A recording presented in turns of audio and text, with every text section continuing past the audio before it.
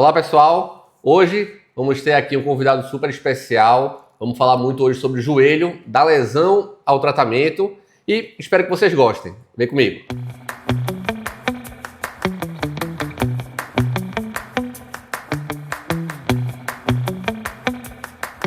Galera, bem-vindo ao nosso mais um episódio do nosso podcast. Hoje vamos falar de joelho com um cara aqui super especial, uma referência nessa área de tratamento do membro inferior, Dr. Wagner Leal, lá de Cuiabá, um grande amigo meu que a gente se conheceu na osteopatia e levamos aí pra vida. Estava em Recife, aproveitei, chamei ele, convidei ele para fazer o podcast, ele aceitou na hora. Então vamos falar hoje um pouquinho sobre joelho, tá? O Wagner vai se apresentar para vocês e aí a gente vai entrar nas perguntas daquele ritmo que vocês já conhecem. Wagner, meu velho, obrigado. Parceiro.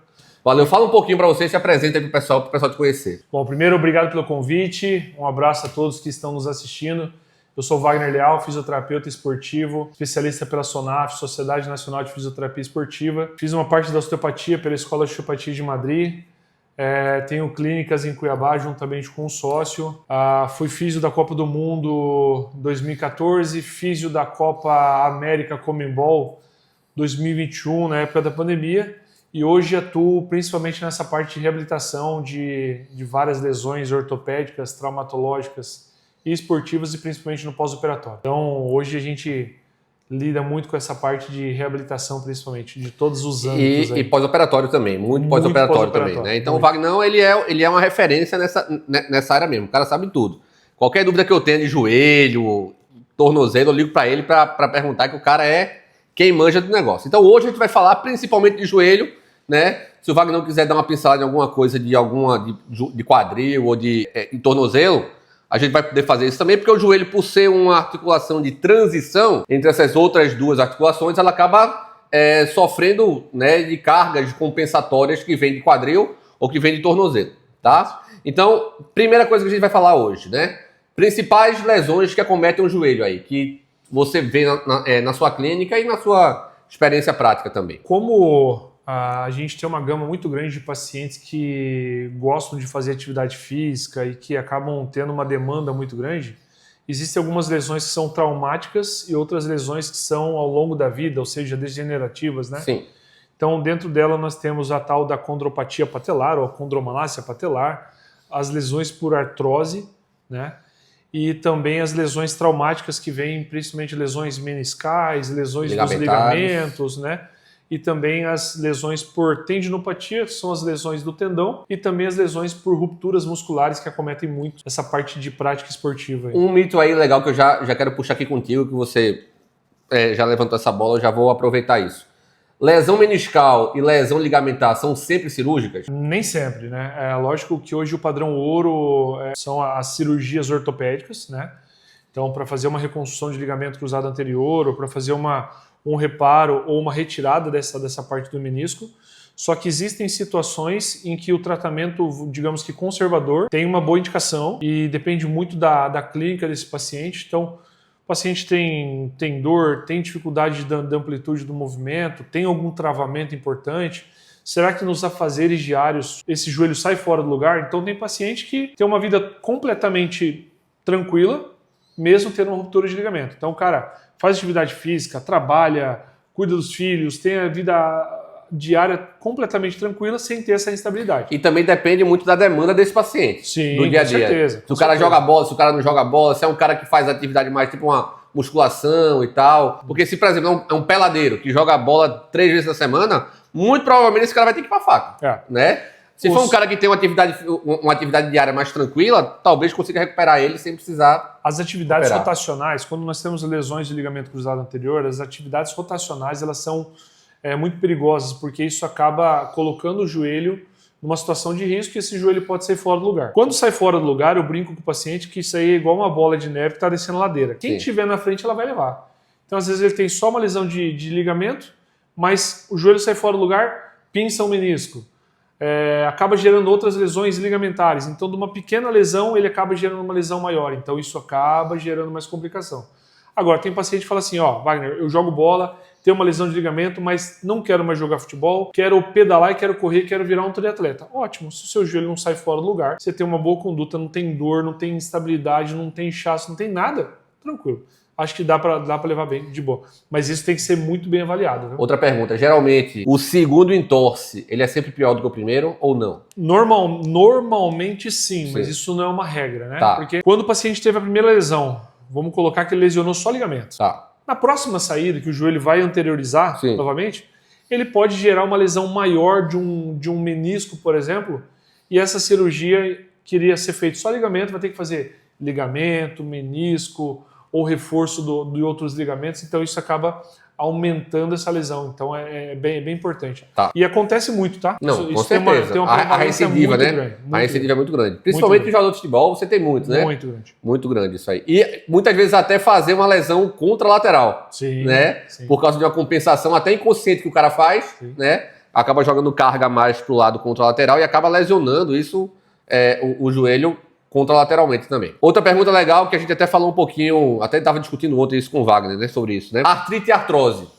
Os pacientes sabem que é a mesma coisa. Vamos esclarecer um pouquinho dessas nomenclaturas, para o pessoal tentar entender. Diferenças, semelhanças, o que é cada coisa. A gente tem que lembrar que a cartilagem do joelho, ela é uma cartilagem que ao longo da vida ela vai se deteriorando, né? Acontece o amolecimento dessa cartilagem e aí nós entramos nos graus de artrose, né? Que começa a ter choque ósseo de um osso contra o outro, né? Então começa a ter as lesões ósseas. Isso é caracterizado como uma artrose. Quando a gente já fala de artrite, que já é uma doença reumatológica, necessitamos encaminhar para um reumatologista, tem que entrar com algumas medicações específicas. Isso já começa a diferenciar, tá? Quem tem artrose é diferente da medicação de quem tem artrite. Isso. Né? Exatamente. Mas na reabilitação, eles parecido. Vão para o mesmo lado, né? Lógico, tem algumas diferenças na hora da prática da reabilitação, mas eles vão para o mesmo lado, tá? E são pacientes geralmente diferentes, né? Os pacientes que têm artrite, porque artrite, você tem o nome osteoartrite, que é basicamente a mesma coisa de artrose, né? Gonoartrose, artrose, osteoartrite, são basicamente a mesma coisa. Sendo que a artrite puramente, que é a artrite reumatoide, né? A artrite ela é um diminutivo de artrite reumatoide, é uma doença diferente da artrose. Apesar de a gente ter, feito o Wagner falou, o mesmo caminho, né, de tratamento dentro da físio, são pacientes diferentes. O paciente com artrite reumatoide é um paciente que tem uma doença autoimune, então vai precisar tomar imunobiológico, vai ter muito mais dores em outras articulações, como mão, pé, que pode acometer também, pode acometer alguns órgãos, pulmão, coração, baço, estômago, intestino, tá? Então são pacientes que têm características diferentes, tá? Mas, que na fisioterapia, feito o Wagner também falou, a gente vai ter aí o mesmo caminho, porque ambas geram uma inflamação grande naquela região do joelho e um desgaste a longo prazo também. Ambas necessitam de um trabalho de reforço muscular muito bem direcionado, customizado, né? Então, a gente tem o mesmo sentido da reabilitação, mas se tratando de medicações e de definição, são distintas. A gente não pode colocar no mesmo cesto, não. Show. Entrando um pouquinho agora na parte já de tratamento, vamos lá para uma coisa que também é uma dúvida muito frequente, que eu pego pelo menos aqui na clínica, e eu acho que o Wagner deve ter também por lá. Gelo ou água quente? E aí? O que é melhor? São duas técnicas, né, que a gente utiliza, né, dois elementos que a gente utiliza com muita frequência dentro da reabilitação. Né? Existem patologias que a gente necessita de entrar com gelo e outras que o calor entra muito bem. E vai muito também de como a gente está lidando com esse paciente. Então, principalmente nas patologias agudas, nas primeiras ali, 36, 48 horas, a gente tem uma indicação ainda não comprovado, cientificamente cravado, né, na literatura sobre o gelo, mas é uma excelente indicação. E o pessoal fala muito assim, eu vou colocar gelo para reduzir o edema. Gelo não reduz edema. O gelo, ele atua na prevenção desse edema. Vai criar edema, vai criar líquido ali de qualquer maneira. O gelo, ele ajuda a estabilizar e não deixar esse membro edemaciar demais. Então, tem uma indicação. Agora, tem outras patologias que a gente tem que utilizar muito o calor, principalmente o calor profundo. Né? Isso é legal que o Wagner falou, que é importante. Isso é uma coisa importante. O gelo ele não diminui edema, isso é um fato. Por quê? O edema ele é o quê? O que é que gera ali? Ele vai ter uma vasodilatação daquela região, vai mais sangue para lá, mais células de defesa que o corpo manda para lá para tentar recuperar aqueles tecidos que foram lesionados. O gelo, quando ele entra ali, ele vai gerar uma vasoconstrição, ou seja, ele não vai deixar esse edema aumentar. mas o edema que está lá, ele já está lá. Ele não vai tirar aquele líquido, ele não vai gerar uma drenagem daquele edema, né? O seu próprio corpo, com o tempo, que vai começar a drenar de fato de volta aquele edema. O gelo ele vai fazer isso, é uma prevenção para esse edema aumentar, Justo. né? Mas uma vez o edema estando lá, o gelo ele não vai diminuir de volta esse edema. Né? É muito legal a gente falar sobre edema também, entrando nessa parte, porque a gente acha que o edema ele consegue ser drenado muito com o manual, né? É uma excelente técnica, só que a melhor forma de você drenar o edema é movimentação, atividade, a movimentação ativa, ou seja, fazendo a própria movimentação. Então tem muita gente que deixa o membro parado lá, esticado. Isso não é indicado. Tanto é que os pós-operatórios de joelho chegam pra gente no outro dia, né? Operou numa segunda, numa terça ele já está com a gente para fazer todo esse trabalho e acaba ajudando muito nesse processo, né, de redução de edema. Com certeza. A questão lá da compressão ajuda também nisso aí, na hora do gelo, que o pessoal usa muito compressão, elevação, gelo, compressão e elevação. Se usa ainda muito esse protocolo? Não, como é que é? Ao longo dos anos foram mudando... É o Rice, né, que chama? Foram mudando alguns protocolos, então nós tínhamos o método Price, nós tínhamos o método Policy, depois vem o Rice. Então, para a população geral, lesionou, bateu, teve uma lesão, por exemplo, numa prática esportiva, qual que é a primeira indicação? Gelo imediato, tá? E se puder, coloque uma compressão nesse saco plástico aí do gelo para aumentar ainda mais aquela pressão e diminuir a vasodilatação. Então, ele fecha o calibre e faz com que menos células de defesa, que vão fazer um estrago geral, cheguem no local da lesão. Então vocês podem observar quando nós temos transmissão dos jogos, o atleta lesionou em campo, ele sai e vai para o banco de reserva. O fisioterapeuta coloca o gelo e passa aquele emplácido, né? Aquele plástico para aumentar essa compressão. Então uma excelente recurso. E aí, se puder, faz uma elevação, que aí é um excelente recurso também. Então gelo, compressão e elevação. É a melhor indicação, é o trio. Maravilha. Outra coisa também que o pessoal acha muito, mas que o Wagner vai falar que não é bem assim, que dor no joelho não é só coisa de velho, né? E principalmente quando a gente fala de dor crônica, sem ser traumática, né? Vamos entrar na parte mais crônica aí, das artroses. Geralmente, que idade a gente já consegue ver, pode ver gente sofrendo com esse tipo de alteração? As lesões degenerativas, principalmente do joelho, elas não acometem só idosos, assim como o Montanha falou, uma população adulta e uma população adolescente também, né? Hoje eu tenho pacientes de 14 anos que possuem condropatia patelar grau 3, grau 4.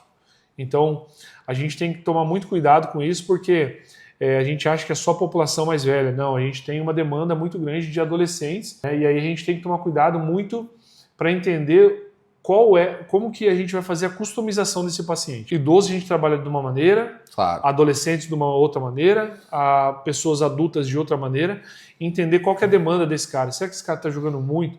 Será que ele está sofrendo muita exposição desse joelho, por exemplo? Então a gente tem que tomar cuidado. Mas isso é um mito, tá? Falar que só temos em idosos, né? Não. E normalmente... É porque geralmente assim, o processo de desgaste articular, isso vai acontecer de forma natural. Isso. Né? Independente se é no joelho, se é na coluna, se é no ombro, se é no quadril. Se você pegar um raio-x de um idoso de 80 anos, ele vai ter diversas alterações reumatológicas condizentes com artroses e tal. Então, faz parte. Todo mundo vai ter alguma artrose em algum momento da vida se você viver o suficiente para isso.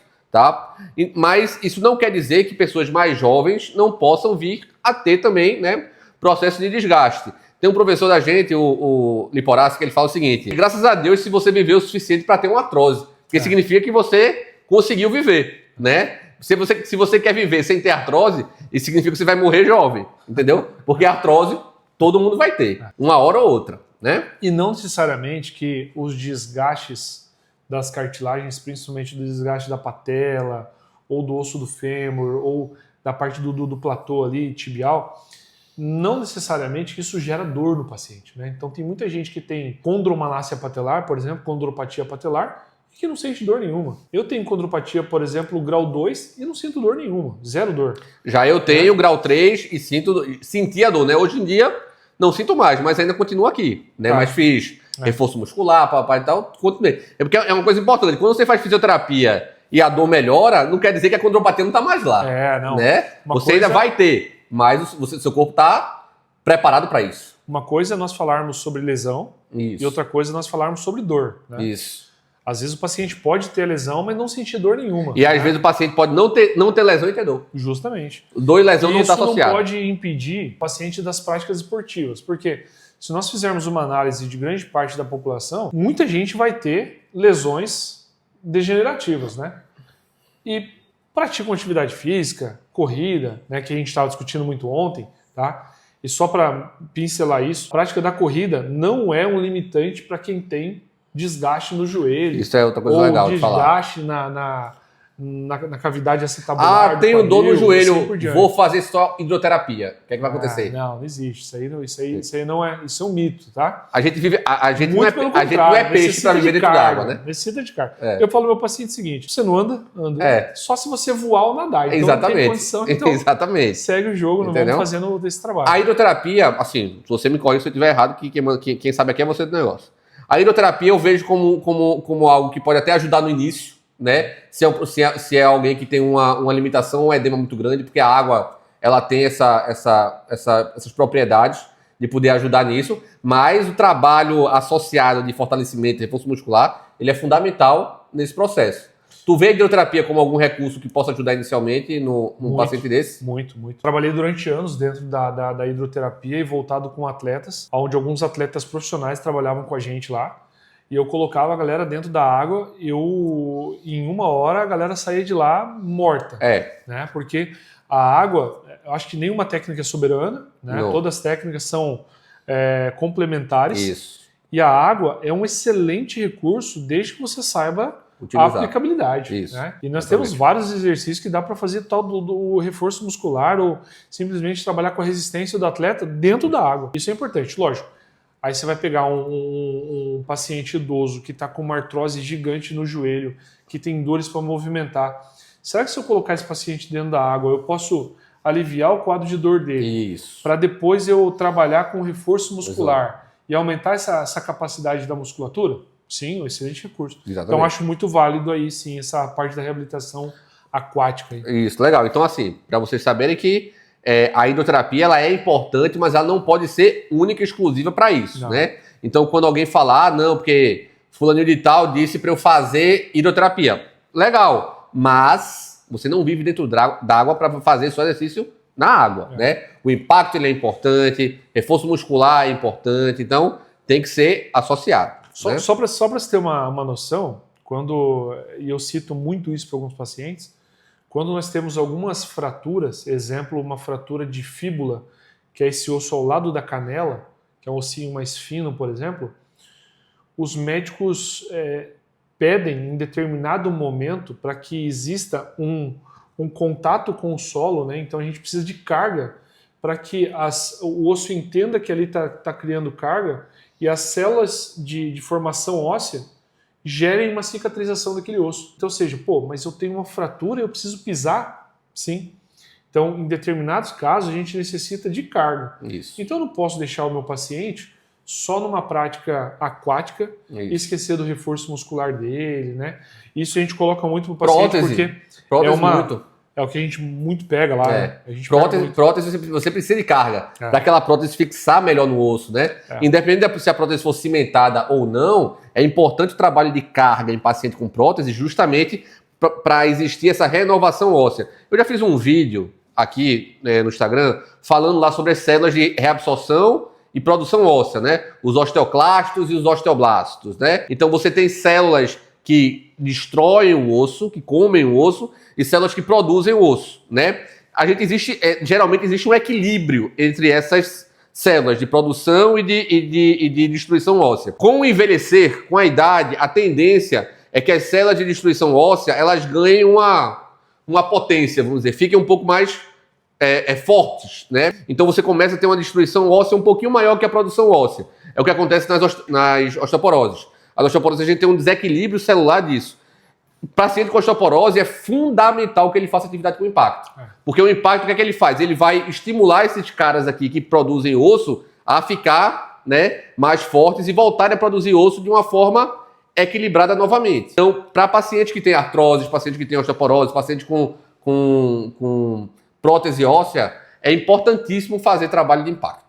Né? Importantíssimo. Hoje a pergunta é, Wagner, você é fisioterapeuta esportivo, Você atende seu atleta? 40%, 30% do nosso público é paciente idoso. São pacientes que têm lesões osteoarticulares, são pacientes que passaram por próteses, são pacientes que no passado, por exemplo, já fizeram uma cirurgia de ligamento ou de menisco, por exemplo, que antigamente retirava o menisco, né? Retirava uma parte do menisco. Então chegou com um valgo de joelho, um varo de joelho, sentindo dor. E na reabilitação esse cara fala, cara, eu sou outro. Então, e aí, sempre pergunto, o que você quer fazer? O cara fala, cara, eu não consigo abaixar para brincar com o meu neto. Então calma que nós vamos te colocar isso. Devolver essas funções são fundamentais. Quem quer jogar bola, vamos jogar bola. Quem quer brincar com o netinho, vamos trabalhar em cima disso aí. Isso, é feito, o Wagner estava comentando comigo ontem, né? Chega o paciente na clínica dele, uma coisa que ele pergunta é, como é que eu posso te ajudar? O que é que você quer de mim? Ah, eu quero voltar a jogar bola. Beleza, então vamos trabalhar para você voltar a jogar bola. Ah, não, eu quero brincar com... Ah, beleza, vamos voltar a brincar com você. Ah, não, eu quero ir jogar vôlei. Então vamos treinar para você voltar aqui a jogar vôlei, né? Então, o tratamento ele vai variar também de acordo com a demanda física que a pessoa quer, que ela deseja. Os profissionais para devolver funcionalidade, né, cara? Isso é exatamente. A gente estudou para isso. Justo. Né? Outro assunto legal. Estalo no joelho. Vamos falar a diferença de estalo, crepitação, se é normal, se não é, aquela areiazinha no joelho, aquele estalo mais seco. Qual é a diferença que a gente tem nisso aí? Hoje a gente sabe que os estalos, né, são as captações que existem na parte interna, são bolhas também, né, então isso tudo envolve muito isso. São completamente distintas das criptações, onde parece que tem uma areia na parte anterior do joelho, o paciente vai subir uma escada, parece que sente ali um atrito, dói e tal. Isso já é caracterização de uma dor anterior no joelho, voltada para um desgaste da condromalácia, né? Então, isso sim é muito comum nos pacientes, tá? E tem que ser tratado de forma incisiva mesmo, porque eu brinco assim com o paciente, a condromalácia ela é igual um giz. Eu risco o giz, aquele giz que virou pó, ele não volta a ser giz mais. Então, eu tenho condromalácia grau 2, ele vai voltar para ser grau 1? Não. Nunca. Não vai. Nós temos como estabilizar essa lesão para ela não virar um grau 3 e virar uma artrose, assim por diante. Deixa eu só entrar numa coisa aqui importante antes de terminar. Isso que o Wagner falou, que não retorna, não retorna. É a mesma coisa de um carro. Um carro usado ele não vai ser novo nunca mais, né? Tirou da concessionária, meu amigo, já não é zero, tá? Mas aí tem casos, como não sei se isso já aconteceu contigo, um paciente que tinha osteoporose e chegou dizendo depois de uns anos aí, disse, não, eu agora estou com osteopenia, não tenho mais osteoporose. Eu regredi para uma osteopenia. O que acontece nesse caso não é que ele diminuiu, que ele regrediu, que o desgaste, que a fragilidade óssea dele diminuiu. É que ele estava tratando, então a evolução dele foi mais lenta, ele envelheceu e os marcadores sanguíneos mudaram os parâmetros, entendeu? Então, um paciente de 60 anos até X é osteoporose, num paciente de 70, esse X já está mais baixo, né? Sim. Então, quando ele acaba tendo uma regressão nos exames laboratoriais, mas essa regressão não aconteceu na parte física, né? É porque, de acordo com os parâmetros, eles vêm de acordo com a idade, né? Então, na osteoporose isso pode acontecer, tá? Às vezes você está com osteoporose e ficou mais velho, regrediu para uma osteopenia. Na verdade, não foi que regrediu. É que como você fez um trabalho aí e tal, para que essa doença não evoluísse na velocidade que se espera, né? Quando você ficou mais velho, você estava num grau mais baixo. E acontece muito a dúvida dos pacientes que perguntam se tomar algumas medicações que nós temos hoje em dia no mercado farmacêutico, se isso vai reduzir a condromalácia colágeno do paciente. Nós temos colágeno, nós temos glucosamina, condroitina, nós temos o C2, nós temos vitamina D3. Nós temos muita coisa, né? E hoje não existe nenhuma comprovação científica de que esses elementos eles ajudem no processo de reorganização dessa cartilagem. Hoje nós não temos isso. Ou seja, está gastando dinheiro. Não podemos dizer dessa forma, né? Porque tem muitos pacientes que gostam muito, sabe? Tem muitos pacientes que falam, a partir do momento que eu comecei a tomar, parece que eu me senti melhor em relação a isso. Mas aí tem uma nutrição. Mas a gente tem um efeito placebo também em relação a isso. Tem muita coisa envolvida, né? Tem muita coisa envolvida. Não podemos dizer que é só de um lado, isso. Né?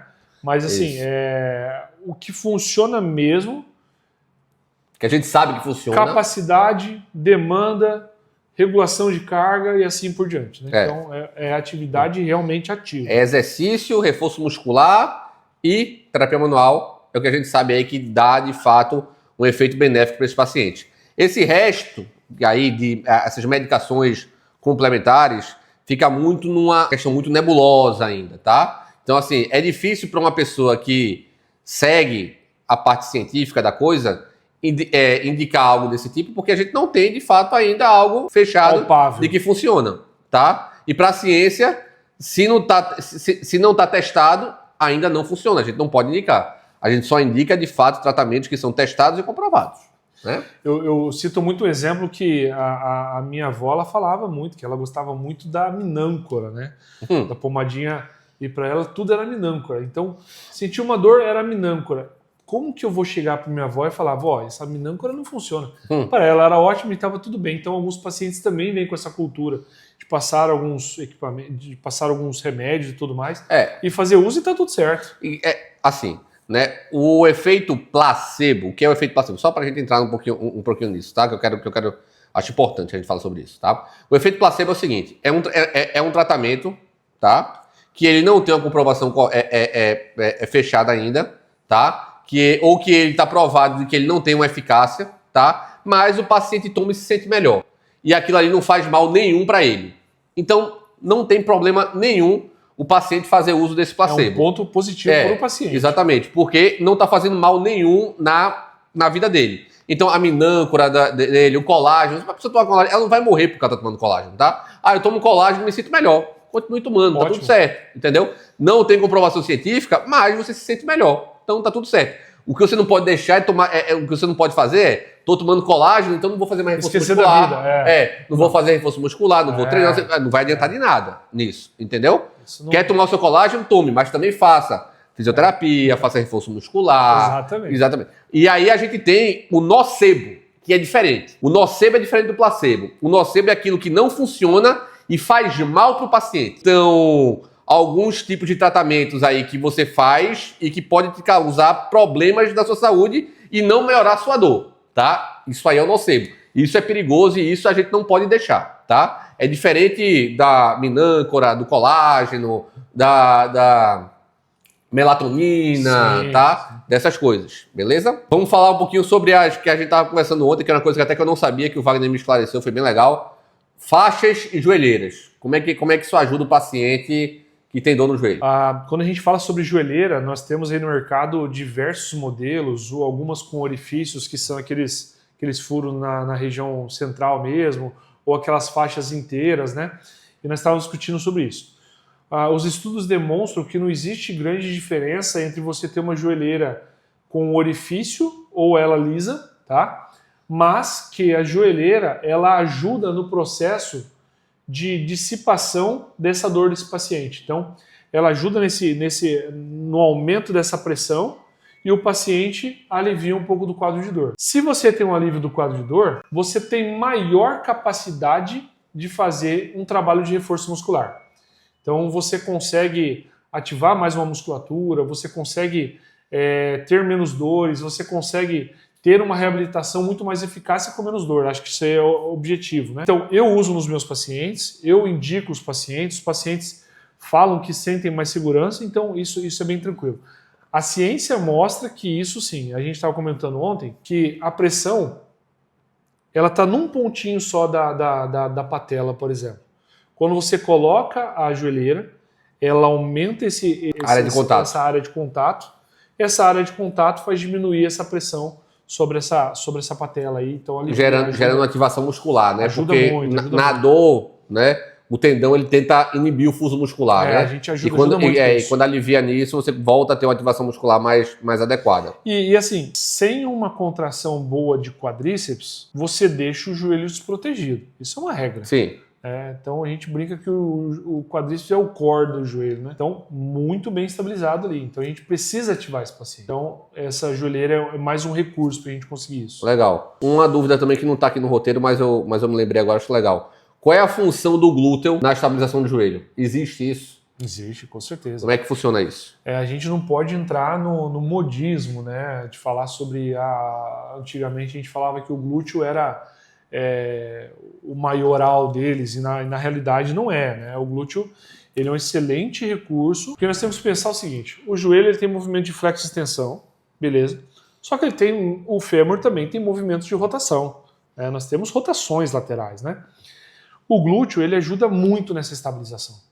Então, grande parte do paciente que tem uma força enorme de quadríceps, de posterior de coxa, mas não tem força no glúteo, ele está suscetível a ter mais lesões, tanto de quadril, de joelho ou de tornozelo e pé. Ele tem que entrar sim no trabalho de reforço muscular, assim como todos, né, os grupos musculares. Sim. Existe uma customização e aí nós temos um trabalho na físio que é o Trendelenburg, né? Então, essa falha, quando o pé pisa no chão, o glúteo tem que fazer ativação. Ele não ativou, ele gera um tilt, é um tilt pélvico, né? Então, acaba gerando outras sobrecargas. Então, é fundamental na reabilitação.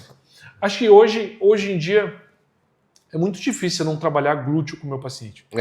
E os homens que não trabalham glúteo, né, na academia, quando começam a fazer a reabilitação com a gente e entra com esse...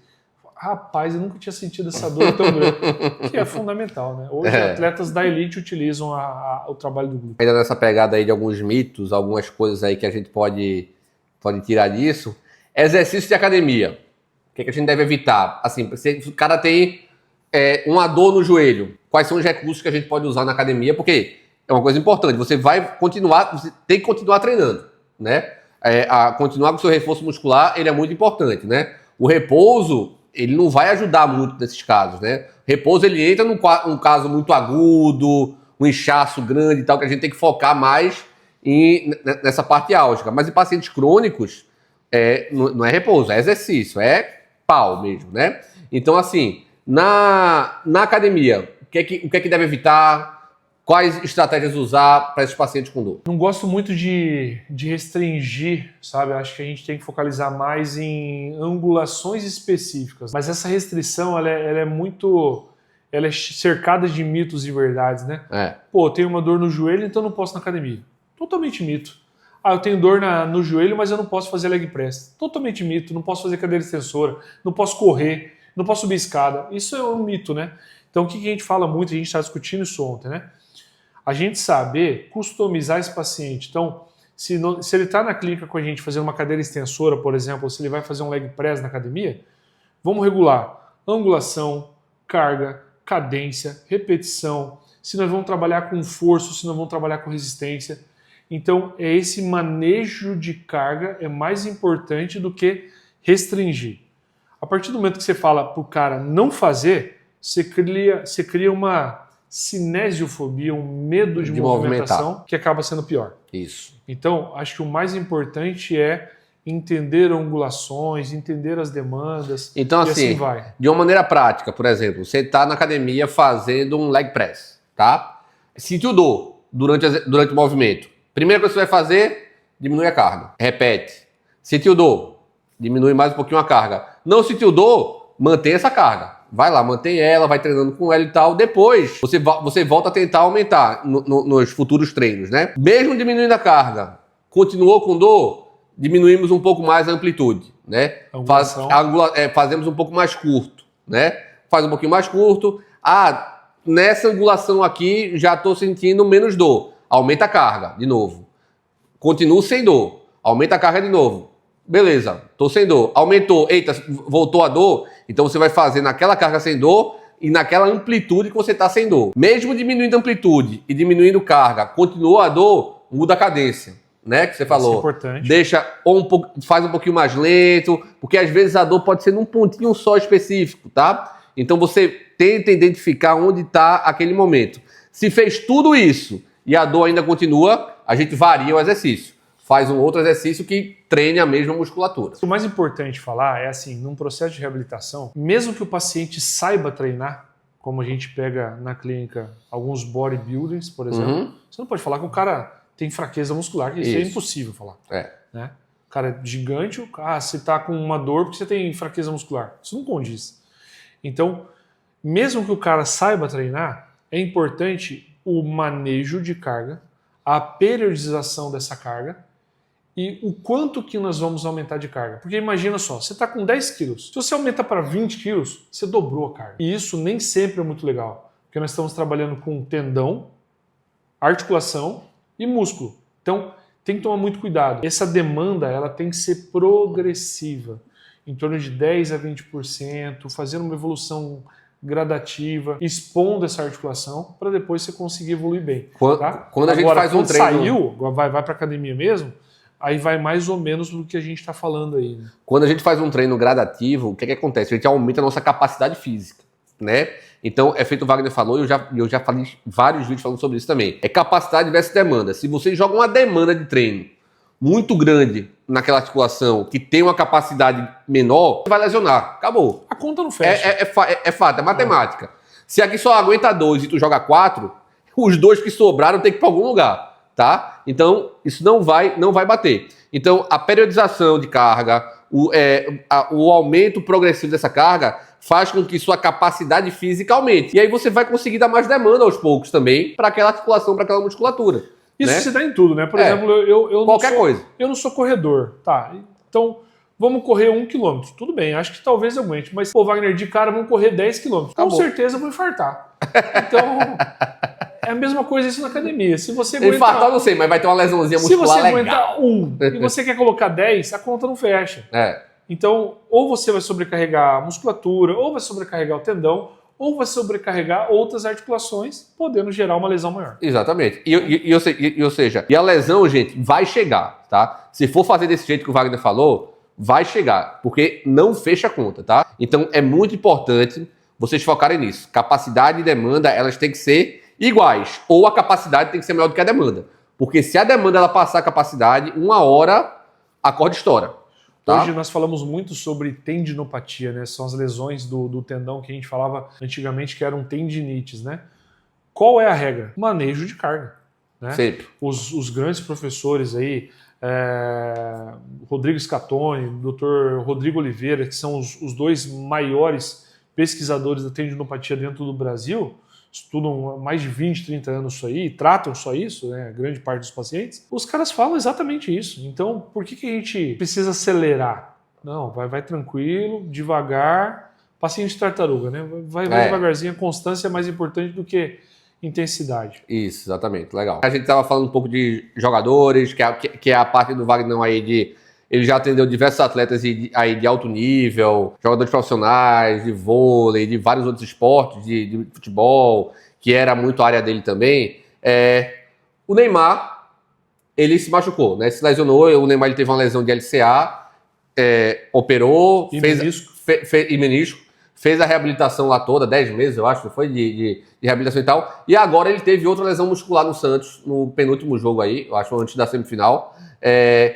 Existe relação aí de lesão muscular pós-cirurgia de menisco e de LCA. É normal isso acontecer com esses atletas? Isso é algo comum?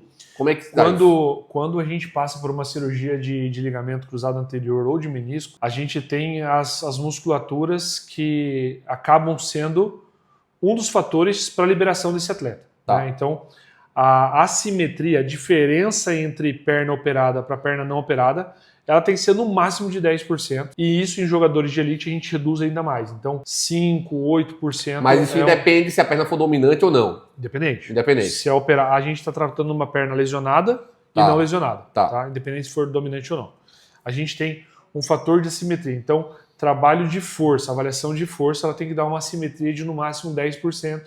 5%, 8% é o que a gente coloca para profissionais de alto nível. Quando você tem uma alteração dessas musculaturas, concordamos que ela está mais suscetível à lesão. Tá. Quem opera ligamento, ela tem 2 possibilidades. As lesões musculares ou as lesões tendíneas. Tá. Né? Então, são por sobrecarga. Podemos colocar que posterior de coxa do Neymar estava em sobrecarga e isso pode ter gerado, sim, uma lesão muscular? Pode. Agora, simplesmente pode ser que num arranque ele pode ter tido uma lesão muscular? Pode também. Tá? Que ele já teria se não tivesse a cirurgia também. Que poderia ter. Então, nós temos lesões. Hoje as lesões musculares, elas representam em torno de 35% a 40% das lesões do futebol. Então são muito grandes, né? E dentro desses valores, posterior de coxa e panturrilha, e depois quadríceps, são as musculaturas que mais são lesionadas dentro da prática esportiva, né? Então hoje o futebol é muito dinâmico. Então você está parado, o cara acelera a bola, então é muito rápido. Nesse arranque você lesiona panturrilha, solear, posterior de coxa e assim por diante, né? E aí a gente tem os graus também de lesão, né? Dessas Sim, os graus musculares, importantes, né? Que é o que vai variar o prognóstico. Um pouco, né? Isso. E aí você tem... Mas podemos colocar que o Neymar pode ter passado por um processo assim? Pode.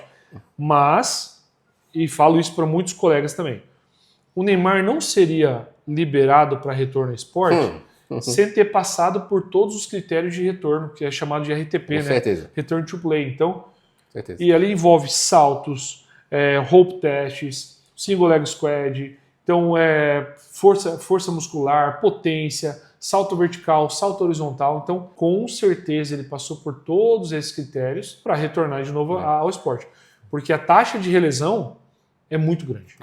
Você não vai colocar um atleta de alto nível... E não só de alto nível, né? Um cara feito o que é, né? Então, assim, goste ou não do Neymar, independente disso, a gente não está aqui para falar disso. Sim. Porque é o seguinte, o fato é que ele é um grande jogador, né? E que jogou nas principais ligas do mundo. Um cara do nível dele, ele tá acompanhado dos melhores. E você não tem margem para erro. Exatamente. É muito difícil. Você não está falando de um jogador qualquer, né? Nem de um bagre aí. Não. A gente tá falando de um dos grandes jogadores da história do futebol, tá? Então é um cara que ele tá super bem assessorado, né? Esse cara jamais seria liberado para voltar a jogar se ele não tivesse plena capacidade de voltar, entendeu? Então, assim, isso que aconteceu dele foi uma infelicidade, mas é algo também que a gente tá trazendo aqui que pode acontecer com pessoas que operam o joelho. Pode, né? muito. E faz parte do processo. Quando você faz o ligamento cruzado anterior, você tem algumas fontes de retirada desse enxerto. Ou você tira do tendão quadricipital, ou você tira do tendão patelar, ou você tira do contralateral, ou você tira do posterior de coxa. Tá. Né? O posterior de coxa, quando você tira, é uma lesão grau 3. Então você tem maiores chances de ter uma lesão. Do Neymar não foi posterior, tá? Então assim, mas o que a gente estava falando antes, o Neymar está muito bem assessorado com grandes nomes da fisioterapia esportiva. Gigantesco. Passou por avaliação junto com o Kleber, lá de Maringá, que é fisioterapeuta da Seleção Brasileira de Futsal, né? Então passou com vários fisioterapeutas aí, então tá muito bem assessorado. A turma não ia deixar. O cara tem uma equipe de departamento médico pessoal dele.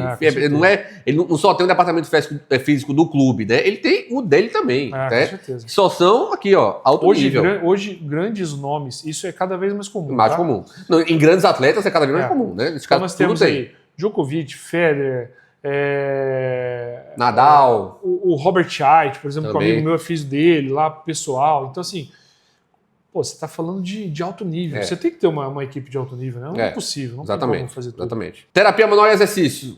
Para paciente com dor no joelho, como é que é? Funciona? É melhor só exercício? A terapia manual, como é que entra essa união aí? Eu brinco assim que a terapia manual e exercício com a reabilitação é igual você bater um carro. Até brinco com o meu paciente. Você bater um carro, você desamassa primeiro ou você pinta? Aí o paciente automático ele fala, desamassa. Então é isso aí. Então a terapia manual envolvendo técnicas de thrust, técnicas de manipulação, técnicas de mobilização, técnicas de tirar a tensão, é muito melhor você começar com isso, que é o que a gente pratica na clínica, né? E depois você entrar com a atividade física. Então, acho que é o casamento perfeito. Eu acho que nós temos uma capacidade, irmão, de ter esses grandes elementos, né? As mãos. Eu não consigo não trabalhar com o meu paciente se eu não pegar.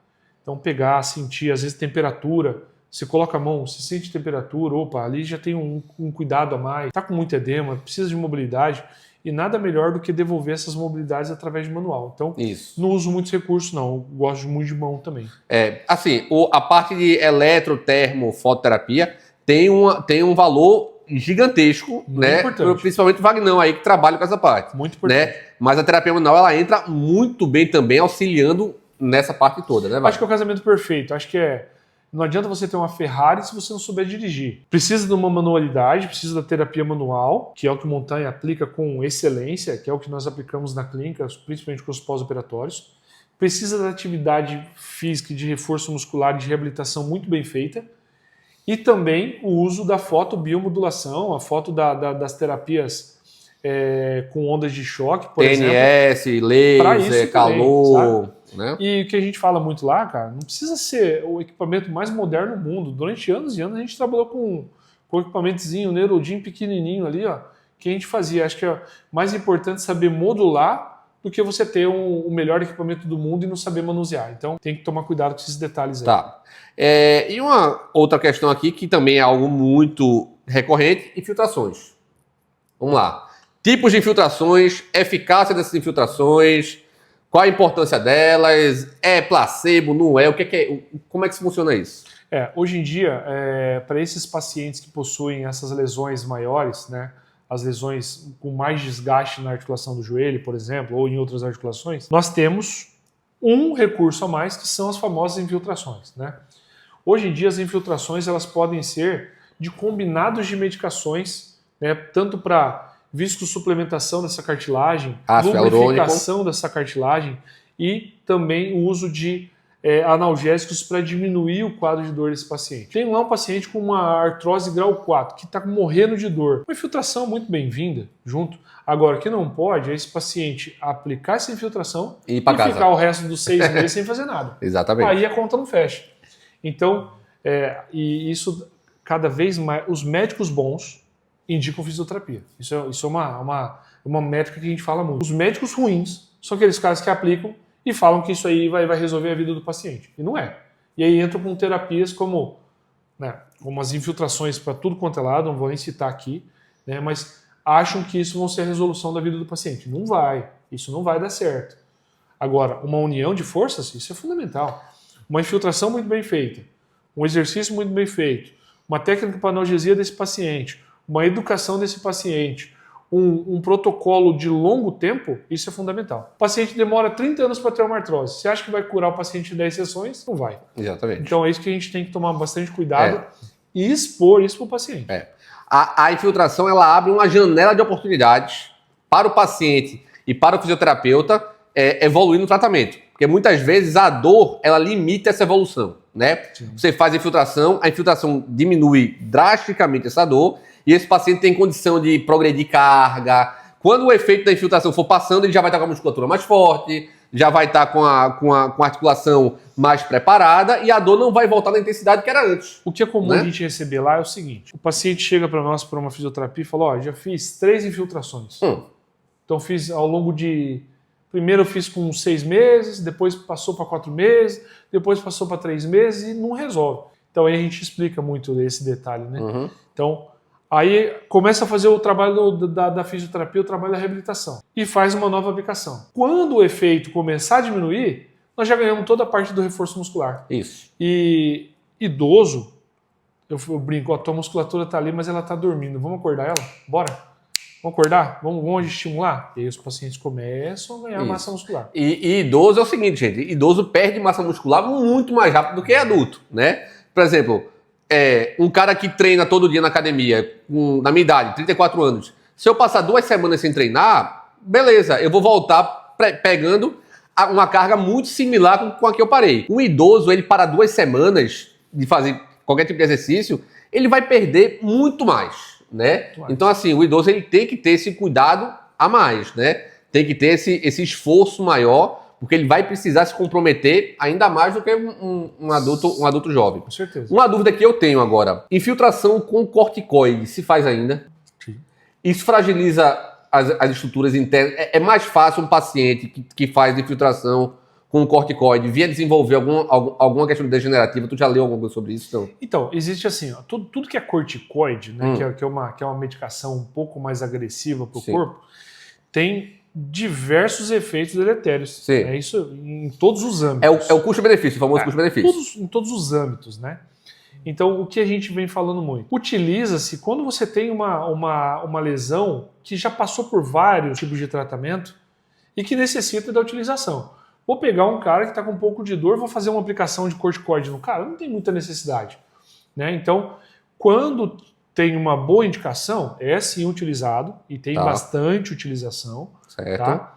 Mas a gente tem que tomar muito cuidado para que isso não seja somente uma prática única, exclusiva e deixar o cara sem fazer nada. Beleza. Mas sim, existe muito. Tá. Tem muitos médicos que acabam aplicando sim. Tá, beleza. Me diz uma coisa, tem alguma história legal que tem de algum paciente que tu, assim, de algum tratamento que tu fez, ou nas Copas que tu participasse, de algum atleta que tu atendesse e tal? Eu lembro que tu atendesse o juiz da final da Copa do Mundo. Sim. Não foi? Sim. Conta um pouquinho aí, um pouquinho pra gente essas histórias aí que tu tem pra gente. Quando eu fui designado para ser fisioterapeuta da Copa do Mundo em 2014, né, através de um médico de Cuiabá, o Dr. Haruki Matsunaga, que é uma referência nacional que nós temos, o meu papel era cuidar da equipe de arbitragem. Então, a equipe de arbitragem saía ali 4 dias antes do jogo, né? E aí saía o nome do árbitro, eu já ia, pesquisava a vida dele inteira, os históricos de lesão que esse cara tinha. Então, quando ele já chegava dentro do vestiário, eu já perguntava, e a tua panturrilha, como que tá? Aí ele já falou, ué, mas como assim? Eu falei, não, eu vi que você tá com uma lesão na panturrilha, então eu já sabia mais ou menos como fazer e como tratar esse cara já para uma partida, né? É muito difícil quando se fala de um atleta de nível alto, que o árbitro É um atleta? É um atleta de Sim. nível altíssimo, né? Os caras não vão chegar com lesão. É muito difícil ter isso, né? Então você faz um trabalho ali só de manutenção. Então, uma liberação da musculatura, um trabalho de relaxamento muscular, um trabalho de flexibilidade, acho que é mais nesse sentido aí. Tá. Né? Agora, quando nós falamos de atletas do dia a dia, aí tem inúmeras histórias legais, mas uma que eu gosto de contar muito são quando chega triatleta para tratar com a gente, e o triatlo ele é do primeiro ao quinto colocado, né? Sim. Ou pódio, né? Eu sempre pergunto, você chega em que lugar? O cara fala, quinto, quarto. Então tá, então nós vamos organizar para que você chegue em primeiro ou segundo. Tá disposto? Então tô disposto, então a gente vai batendo muito nesse ponto e vai tratando a lesão e vai dando esse lado meio que de performance para ele, para que ele consiga. E aí a gente chega nos objetivos legais. Legal. E aí tem os atletas que chegam a Cuiabá, tem muitos atletas profissionais que são de Cuiabá. Sim. E que estão espalhados pelo mundo inteiro. Agora, tem muitos atletas que quando acaba a temporada, retornam para visitar as famílias, então estão lá com a gente, né? Então aí tem vários. Qual foi o jogador mais famoso que tu já atendeu, tu acha? Denilson Show, Marcelinho Carioca, Aloysio Chulapa. Tomou Danone com ele? Tomei um Danone. Tomou um Danone com ele? Fui forçado. Fui forçado a tomar um Danone com ele. Legal. Mas são caras 10 aí que participaram. Jogador aposentado, porque essa galera já pararam há muito tempo. São muito quebrados? Ou os caras se cuidam bem? Como é que é? Como é que é a vida desses caras assim, ativa deles assim, na fisioterapia? Hoje o futebol ele demanda muito, né? Então a gente tem muita sobrecarga articular. Então normalmente quando vou avaliar um paciente desse, né, por exemplo, você vê lesões articulares grandes, né? Já passaram por lesões ligamentares, lesões musculares, lesões de condropatia. Então são joelhos deformados, né? Sim. Então esses caras até depois da atividade física, da vida profissional, são dois perfis, né? Os caras que se cuidam. Sim. Nós temos Denilson, Zé Roberto, Cafu, Roberto Carlos. E nós temos os caras que são Aloysio, que vão para uma outra vida, né? Mas mesmo assim esses caras são fortes, tá? A perna do cara dessa largura aqui. Com então, certeza. São caras legais. E que ainda estão na atividade, jogando, brincando, né? E dando aí o show deles fora e dentro de Mas casa o histórico de lesão dessa galera prejudica muito a atividade de vida diária deles? Hoje em dia, você acha ou não? Hoje a demanda e capacidade, né? Então a demanda é muito baixa desses caras, né? Se você aumentar um pouco, vão começar a ter mais lesões. Tá. Tanto é que grande parte dos jogadores profissionais de futebol procuram outros esportes. Ronaldo Fenômeno, tênis. Golfe também, Denilson, né? tênis. Robin, triatlon, né? Então nós temos outras vertentes. As pessoas vão para esportes que demandam menos. Sim, legal. Muito menos. E aí você tem uma capacidade e uma condição muscular para conseguir executar isso. Né? Legal. Isso é mais importante. Show de bola. Então, gente, ficamos por aqui nesse episódio. Espero que vocês tenham gostado. Para mim foi top, porque eu estava aqui na frente de Fito, falei para você, um cara que eu sou fã, né? uma referência para mim nessa parte de tratamento de joelho, quadril, tornozelo, enfim. A Raquel vai deixar as redes sociais do Wagner, da clínica dele e tal, aí na descrição do vídeo. Precisar tirar dúvida e tal, manda para ele, porque além de tudo, o cara ainda é professor, então ensina, dá curso. Quiser contratar para dar curso nas cidades aí, pode chamar que ele vai. O curso do cara é top. E, enfim, foi um prazer muito grande. Espero que vocês tenham gostado, porque eu gostei bastante. Filhão, obrigado. Prazer falar com vocês, muito obrigado. Aqui eu estou diante de um cara que é uma referência para mim, tanto como pessoa, como profissional, um baita osteopata. Brinquei que se a gente juntasse, nós íamos dar uma quebrada, ia ser legal. Ia conquistar o mundo. O pique e o cérebro. No Mas caso, aí... você é o cérebro, eu sou o pique, né? Pode ser. Mas fico muito feliz muito honrado pelo convite. Obrigado, Raquel. E qualquer dúvida, estamos à disposição. Valeu, gente. Obrigado.